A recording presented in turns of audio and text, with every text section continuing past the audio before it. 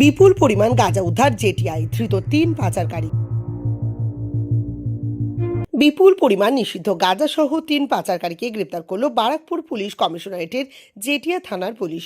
গোপন সূত্রে খবর পেয়ে শনিবার গভীর রাতে বারাকপুর পুলিশ কমিশনারেটের গোয়েন্দা বিভাগ এবং জেটিয়া থানার পুলিশ যৌথ অভিযান চালায় পাল্লাদহ এলাকায়। কলকাতাগামী একটি 10 চাকার পাট বোঝাই ট্রাক আটক করে তদন্তকারীরা। ট্রাকটিতে তল্লাশি চালিয়ে তদন্তকারীরা প্রায় 52 কেজি গাঁজা উদ্ধার করেছে। সেই সঙ্গে গাঁজা পাচারের অভিযোগে 3 জনকে পুলিশ গ্রেপ্তার করেছে।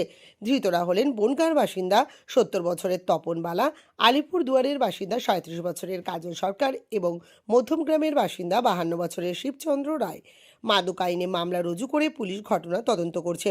পুলিশ জানিয়েছে, ধৃতদের জেরা করে গাঁজা পাচার চক্রের বাকিদের খোঁজ করা হবে।